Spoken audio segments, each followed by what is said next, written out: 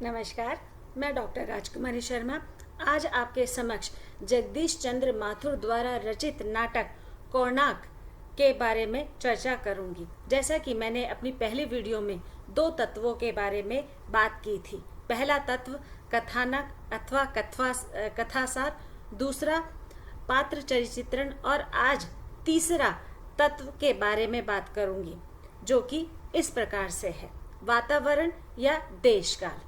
जगदीश चंद्र माथुर ने नाटक कोणार्क का वातावरण ऐतिहासिक इतिहास और समय अनुसार परिवर्तित स्थितियों का चित्रण किया है। नाटक कोणार्क में पात्र विशु का संघर्ष वातावरण के अनुसार अभिव्यक्त किया है। विशु और उसकी प्रेमिका सारिका के बीच अधूरे संबंधों का द्वंद्व, पिता पुत्र के मिलन का रूप और समाज के उत्पन्न संघर्ष के बीच मानवीय मूल्यों का और संवेदना के भाव का चित्रण किया है। जैसे विशु जैसे स्वर ताल एक दूसरे पर रीझते हैं, वह मंद भरे पावसी उन्मुक्त थी, पुष्पावृत कामनी तरुसी संपन्न।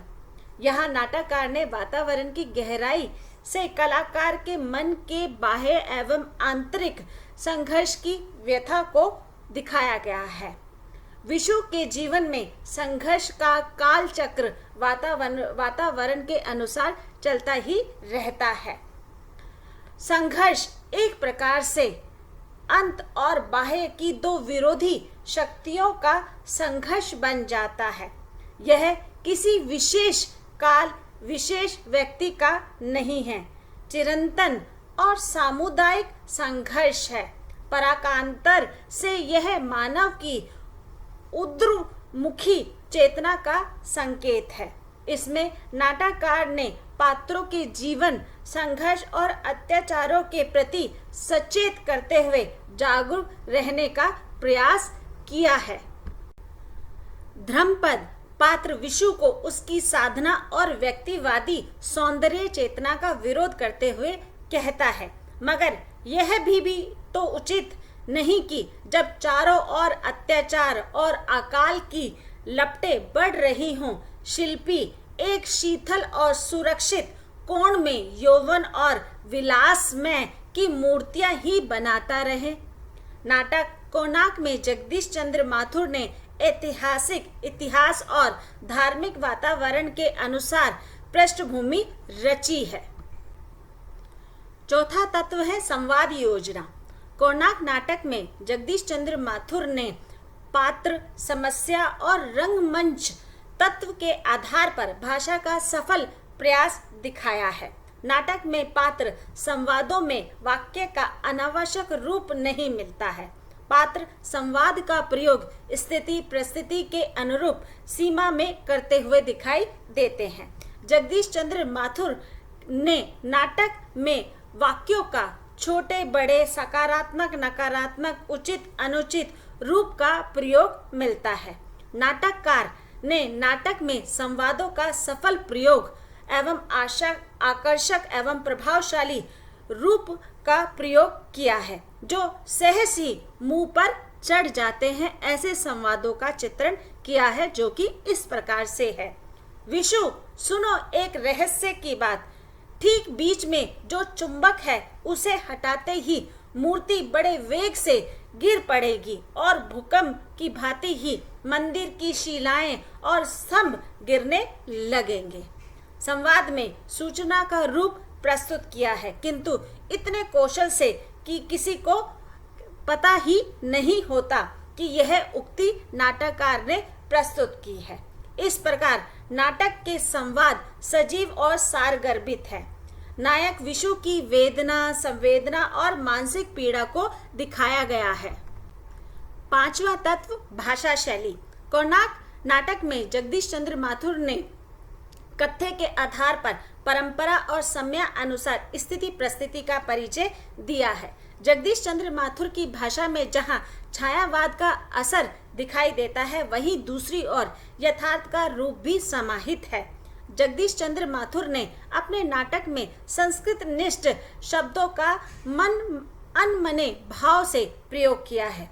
अरबी फारसी के शब्दों का भी रूप स्वरूप प्रस्तुत किया है, जैसे अरमान, कारीगर, मुलाकात, रोजमर्रा और कामयाब आदि अनेक शब्दों का स्वच्छंद रूप से प्रयोग दिखाया गया है।